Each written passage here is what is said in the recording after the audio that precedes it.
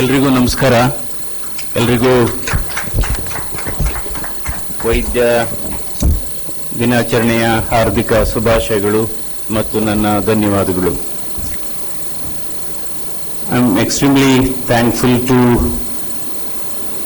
Shri doctor A.C. Shanmugam, the founder, Chancellor of RajaRajeswari Group of Institutions, for this invitation to be amongst you, and also for this very great hospitality and felicitation. Thank you very much, sir. So we have Dr. S. Vijayanand, the Executive Director, Sri C.N. Sitaram, the Chief Executive Officer, Dean Dr. Satyamurthy, Principal Dr. Naveen, and Dr. Praveen Kumar, Medical Superintendent, Basavaraj, Vice Principal Academic, and Cultural Coordinator Dr. Priya, and most importantly our friends, dear doctors, and in fact I am very happy to see my own classmates and my institutional mates amongst this gathering. So it's always a great feeling.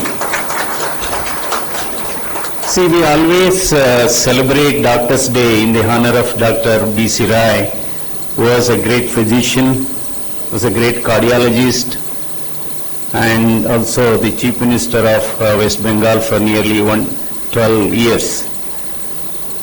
So, in fact, he has laid down he has given us a lot of moral values, the ethics of medical practice. So that's the reason we always remember this great man, and the Government of India has declared.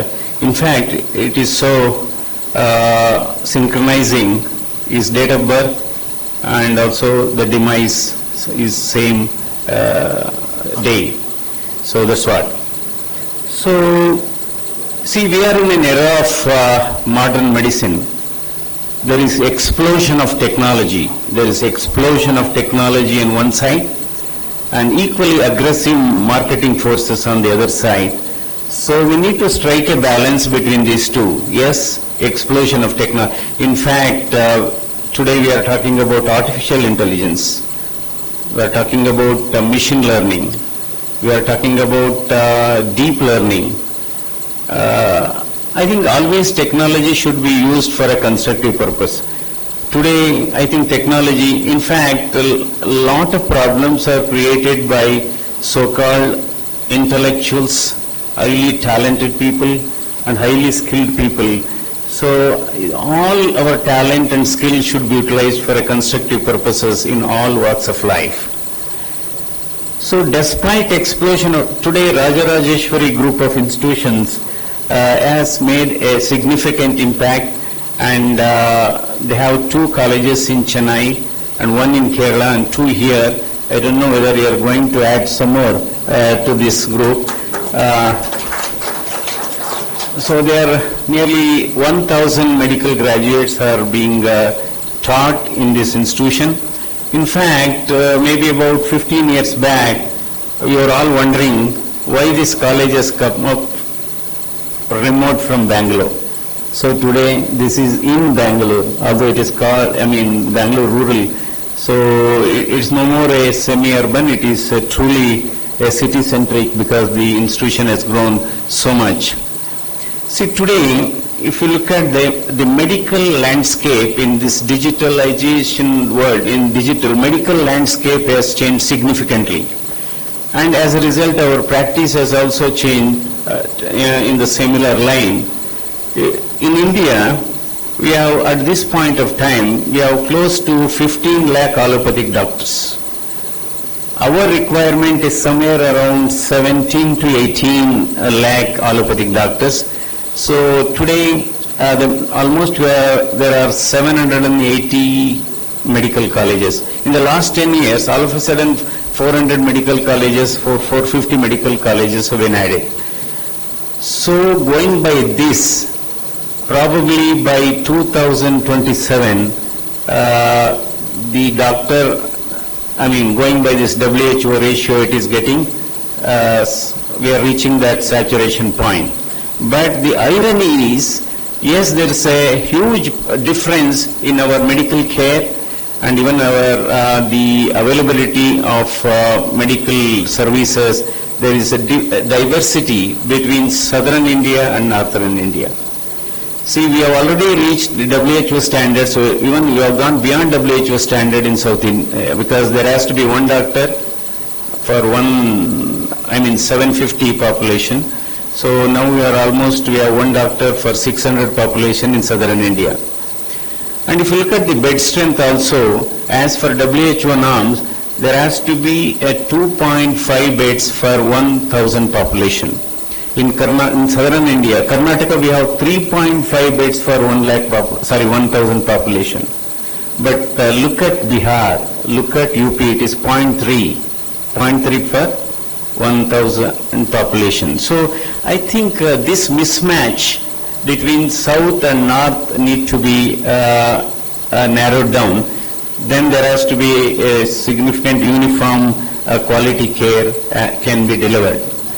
Another important thing is 30% of the healthcare services in India is provided by the public institutions, 30%. So another 70% of healthcare is provided by the private sector. So certainly one has to really, both public sector and private sector has to work together to provide a quality care. The need of the hour is to provide a timely quality care at an affordable cost to the cross section of the society. That is the bottom line. In fact, there was a very interesting article written by Rohit Modi, not Prime Minister, is Rohit Modi. He has very nicely written. I think still a large number of population in India are not properly utilizing the services available in the medical colleges. I'm talking about even the private medical colleges. So the mindset of the people is always whenever they go to a primary health care or a community health care, then they straight away get into a public institutions. And they bypass these private institutions. Today, for example, you take RajaRajeswari medical colleges. I was told the outpatient is touching around 1,500 to 2,000 per day. I think the caseload is significant, caseload is excellent, that is fine. But see, this sort of awareness has to come because the most of the golden hour treatment or maybe even the elective treatment should occur in India with a travel time radius of our 30 to 40 kilometers. So 30 to 40 kilometer radius, the people should utilize these services. And of course, you are all, in fact, I really congratulate Dr. Shanmugam and all his management for providing a quality care at an affordable cost and also a free treatment in the general ward for the cross section of the society. I think that is where. And another important thing is we need to really create an awareness. Another important thing, in fact, I was talking to our principal, Dr. Naveen, on the other day. I think today, yes, there is a shortage of doctors in many government institutions, particularly primary health centers, community health centers, or even district hospitals. So whenever I go to constituencies, of course, even before that also I know, because my entry into politics is absolutely accidental. So it is because I was so much attached to profession and I was so much attached, I was dedicated myself to a profession. So that is the reason even today I have decided to practice for 3 hours for 2 days in a week and my consultation will be, of course I am not advertising, my consultation will be free because I don't want to take consultation fees. Then I don't know, see, people probably, now what is happening in rural area, there is yes, we have sufficient number of doctors going by the statistics, but there is a maldistribution. What is happening, more doctors are in cities and less doctors are in rural areas for various reasons. So to overcome that, the private medical colleges should pitch in. Even because you are attaching, I think interns are having a rural service, right? Interns have a rural service. Instead of attaching to 3 or 4 primary health centers, get attached to about 20 primary health centers. rather than three interns going to one particular primary health center, let two to go. So I think as a result it can somewhat it can, although we have a district program, district district residency program for postgraduates. This is how we can certainly that. And another important thing is RajaRajeswari Medical College has got very good faculties. I think this is where the quality of our products will depend. See, it's not the number, because today in India 1,20,000 MBBS seats are there. 1,20,000 MBBS seats and 75 to 80,000 postgraduate seats, plus another 20,000 are getting graduated from other countries like Ukraine, Philippines, China, Russia, Kazakhstan, so many things. So as a result, certainly, and most important thing, how to make doctors work in rural areas. That is a big challenge. That's where probably we have to work on. In fact, one important thing is there is no good working atmosphere, there is no safety and security for the doctors in the smaller rural hospitals. So this is where, in fact, once I was suggesting on the other day, for 3 to 4 days back, we have to take out this control of primary health centers and the community health hospitals and out of Jilla Parishad purview. Then doctors probably, because certainly there is a lot of verbal assault, there is a lot of physical assault on the doctors working in a rural area. That may be one of the reasons why they are not going to rural hospital. So since you have got a good number of faculties, RajaRajeswari Medical College can have an attachment to Ramnagar District Hospital, maybe one unit of medicine, one unit of obstetrics, and one unit of gynecology.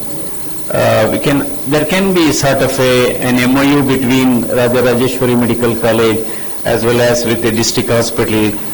In fact, on the other day I was floating this idea with both Naveen, and also I think that's how we should work, and we can extend our services, if not every day, at least 3 days a week. That can make up for the deficiencies. That is the way to go forward. As far as Dr. Shanmugam is concerned, he is a great leader. See, he has got FRCS, FRCP, he has got medical degrees. I think this reminds me one attender. Not necessarily one has to be a doctor to get a doctor's degree. So that is the greatness of Shanmugam, but he is producing doctors. He has set up a system which is producing doctors. So there was a very interesting story. There was one technician was working along with a surgeon.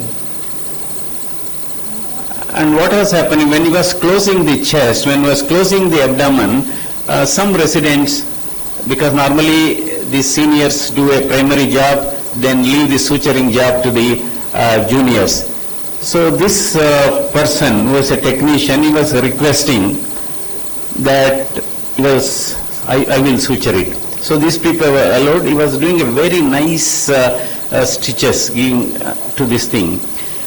Then the senior surgeons were asking, see, anyway, I think this batch of postgraduate trainees are very good. They are doing excellent stitching like that. But these doctors were not doing, this technician was doing. Then it went on and on. Then sometimes there was an emergency and all were struggling when the senior was there, and there was a heavy bleeding, and all of a sudden they suggested, sir, we can stitch this thing. So what senior could not achieve an hemostasis this man has achieved, then they wrote to the university that this technician has got super qualities of a doctor. Of course, he may not be understanding the micro issues of the subject. Then he was awarded a medical degree from that institution. So I think this is what reminds me of this thing. Yes, despite the explosion of technology, particularly our younger generation doctors, I have to admit, because of explosion of technology, aggressive this thing, the clinical teaching has taken a back seat. There's no question about it. Across all specialties, the clinical teaching has taken a back seat. So most important is 3 T's are very important. That is talk, touch and treat continues to be the mainstay, basic foundation, fundamentals of our practice. Whatever may be the gadgets available, so talk, touch and treat, and the care the health care should be made, it should be 3, affordable, accessible and available. So that's what it is. It should be available, affordable and accessible healthcare system has to be there. And talk, touch and treat is very, very important. I think one of the things that is missing in this modern practice is I think somebody does the procedure, somebody writes the case sheet and somebody advises. So there is that relationship is lacking. So because I can just give 1 or 2 examples. There was one, how important. In fact, there are studies appeared in JAMA and New England Journal of Medicine and Lancet articles. If you spend 5 to 10 minutes time with the patient, taking a proper history and a reasonable physical examination, it matches almost 80% of what you get from CT and MRI, 80%. So your talk, touch and treat could be a poor man's CT scan, could be a poor man's MRI. So you have patience for patients. You should have patience for patients and talk to each other than talking about others. Very, very important. Talk to each other than talking about others. So this is a very important thing. And another important thing is, see, you may not be carrying a stethoscope all the time, but you are carrying a mobile phone all the time. So whenever you are examining the patient, because I see many postgraduates and interns here, don't be talking on mobile phone when you are examining the patient. That becomes a document, that becomes a document. Then something goes wrong, then they will also record. They are also quite smart. See, nowadays what is happening, whenever we try to explain these are the risk involved in a procedure, they will say, doctor, can we record this? Because I want to send it to my daughter or son in USA. That sort of thing. So this has put a tremendous stress on the medical profession, and you should never ever talk to mobile phone when you are examining the patient. Number one, they don't believe that you are really sincere about care, and second one, yes, they can get into a lot of problems. So, and yes, in bigger cities we have 2 syndromes that is also creating a lot of problem for all doctors. One is idiot syndrome. The second is CAPI syndrome. So idiot syndrome is internet-derived information obstructing treatment that make your life miserable. So many of those people want us to treat according to what they want. They say, no, if you are telling some procedure, no, I don't want, why can't you do that? Then second problem is CAPI, that is children abroad, parents in India. So that is another important thing. Children abroad, parents in India, you have to answer a lot of calls in the night time. And then but most important, they never come and see their parents here. So just they want all those, they will be sending floods of information on the internet and all. So these are some of the things, because I know a couple of how important is physical examination. So again, you have to stress on all those things. And another important thing in the medical profession is the hands-on training is very important. So that's what we are talking about. Today we have got so many medical colleges, not the number that matters. What matters is the quality of training and the quality of product, the end product quality should be good. And other important thing is one should always remember treatment should not be more harmful than the disease. Treatment should not be more harmful than the disease. Second, decision making is more important than incisions. Decision making is more important than interventions. I will just give an example. 3 months back I went to Mysore. I studied PUC in Sharavalas College. They had a felicitation function, and some elderly man wanted to garland me. They were not allowing him to go to come to the dais. Then I said, okay, you allow him. See, this gentleman at present is 81 years. He had come to me in 2001 with an angiogram report. Somewhere else angiogram done, advised surgery within 24 hours. Because this caliber of the coronary arteries are so small, if arteries are so small, diffusely diseased, if you do surgery, I think you are shortening his lifespan and complete. So I had told, that's what he said, no, you should not undergo surgery. If you undergo surgery, your chances of survival is very less.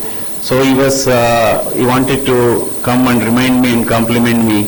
So 22 years he has survived with medication because that was a correct decision. So decision making is more important. Decision making is more important than intervention, and this is where I think that is one of the greatest decisions. If you examine a patient and you say, look, you don't have a problem, or even if he has a problem, there is no need for a procedure, because the mindset is we always think, no, since he has come to the hospital, let us do some procedure. And another important thing, yes, we have a great leader like Shanmugam. What is a leader? There's a difference between leader and a boss. See, boss are always those who troubles others. Boss are always those who criticize others. So, yes, a leader is inspiration. Their leaders always inspires others, they motivate others, and this all and you should compliment. And another important problem, see, the onus is on the seniors to train, and also we should provide space for the juniors to grow. That is very, very important. In every department, we should always, by the time you exit, you have to create the next line, next generation of specialists there itself. So we have to provide space for others to grow. Many a time, we call departmental meetings, heads of the department, because there is some problem in the department and things are not going well, working atmosphere is not good, not going well. Many a time the heads of the departments are the problem. So for that you have to evolve a system. You initially have a meeting only with the heads of the department, then you call the next level of faculties. At that time, make sure that heads of the department are not there. Then the real thing can be known. No, I think it works. This two-tier level of meeting will really work, and because, see, the leaders are one who encourages the juniors and who creates more space for them to grow, and that should be the spirit of any institution, or that should be the spirit of any departments. Then only the institutions can grow. And a leader is one who takes less share of his credit, and he should take more credit, more of the blame. Even, see, always doctors, you should develop professionalism. Very important. What is professionalism? This is where I think this generation is going down. A true professionalism is one, when some patient comes to you for a second opinion or maybe for a subsequent opinion. Don't criticize your own colleagues who have seen them earlier, whether he has done. So I think that's sort of an otherwise, because there are some people who try to criticize your other doctors who have treated them earlier. So you should develop a true professionalism, and that's one. There's a difference between an average doctor and a good doctor. So who is an average doctor? Average doctor is the one who treats the disease or cures the disease. But a good doctor is one who treats the patient. Because patient is, in addition to a disease, has emotions. Patient, in addition to his disease, has feelings, many unanswered questions. So this is how we should really practice our job. And most important, see, there is a different, coming back to leadership quality. See, life ends when you stop dreaming. Hope ends when you stop believing. And love ends when you start caring. So, action without a vision is a daydream. But vision without an action is a daydream. And action without a dream, any vision, action without a vision is a nightmare. So action and vision should go together. That's what the qualities of Sri Shanmugam. So he has a vision and success in our life. Success is neither magical or mysterious. Success is neither magical or mysterious. It's all because of continuous efforts, perseveration and persistence. So I think our efforts are very, very important, because all efforts may not be converted into success, but it's also true that success never comes without an effort. So this way, and we have to, so of course nowadays we practice various systems. We are allopathy, whether it is allopathy or homeopathy or naturopathy, most important we should have sympathy for the patient. So that's very, very important. So there is a difference between sympathy and empathy. Yeah. So there is a difference between a sympathy and empathy. Sympathy means, yes, you see pain in the patients, you see their sufferings, but empathy, we experience the feelings. So there has to be this thing. And care is a very important word for all of us. Care, we have to be sympathetic, we should be empathetic. And always while treating a patient, understand the financial background of the patient. You understand the financial background of the patient. Within the financial bracket, you see how best you can treat the patient within the financial bracket. So this is where certainly, because if a patient comes from a very poor family, no point in, writing very costly medicines, or no point in advising very expensive procedures. See, I will just give an example. Most of us have traveled in aircraft, whether it's economy class or executive class or a first class. If there is an air crash, everybody will die. Same thing. So if you are sure that the expected lifespan is less than 6 months with whatever you do, I think we have to talk to the family members that this is the true scenario, and see that whatever you do, it's very common with cancer patients, it's maybe common with end-stage heart failure patients. So we have to understand, otherwise what happens, finally if the bill is 30 lakhs, 40 lakhs, the one who is dead, and those who survive are financially dead. So I think that is the reason. I think you have to create a trust. Patients coming to the hospital for 3 reasons. Number 1, they come to the hospital because yes, it has a brand name, number 1. Number 2, the quality care is good. Number 3, it is affordable, and you have a trust. A trust factor is very, very important.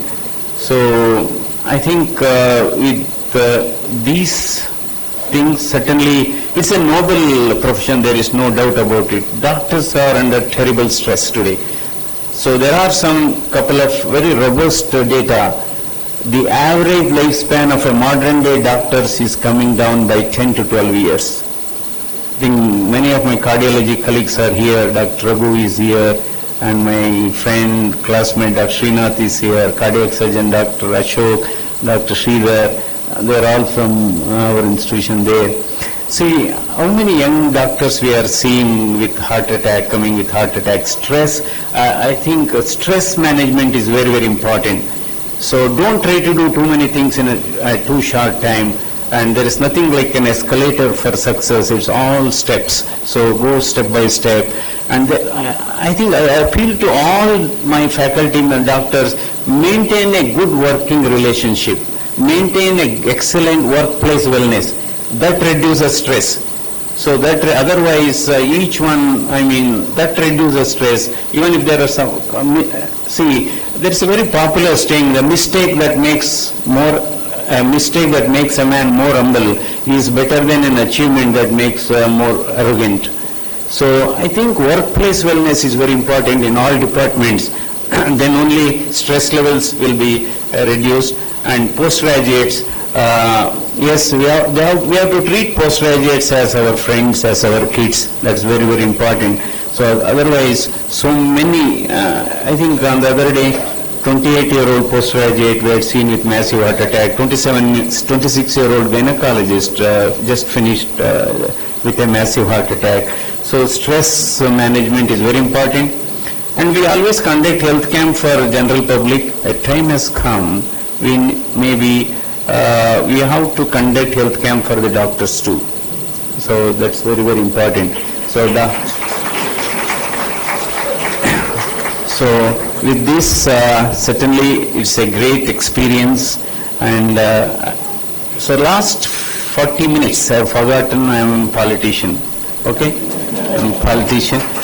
So I think I will not talk about budget and all those things because today, although health and education are priorities, the budgetary allocation has to improve both in the state as well as in the federal government. Let me not, because budget is coming over, let me talk after the budget. So certainly these are real priorities. See, again, I re-emphasize the fact that the private medical colleges should collaborate with the primary health care district hospital, extend your service. I think that's the way of doing a great community services. See, I think nobody is honored for actually taking. Nobody is respected for taking. Everybody is honored and respected for giving actually. So I think we have to give something back to the profession. In the whole process, the stress management again is very, very important, and maintain an excellent working atmosphere. So healthcare, India, people are telling the India is in the forefront of healthcare. Research is very important. So I think integrity is also very important. See, I think one intelligence, integrity, integration, involution, and that leads to innovation. So these these things are important. Integrity means what? Integrity, you are doing your work even when somebody is not watching, when somebody is not supervising, if you are doing your own work. If you salute your work, you need not salute to anybody. If you pollute your work, we need to salute. Because I have seen a lot of people will be saluting repeatedly. That means you have to watch them carefully. Okay? So finally, thank you very much. So happy Doctor's Day to all of you. And so I will end with this, dedication is more important than designation. Sincerity is more important than seniority. Values are more important than valuables. Mindset is more important than marks. And loyalty is more important than royalty. And the efforts are more important than the results. And finally, the proper work is more important than paperwork. Thank you very much.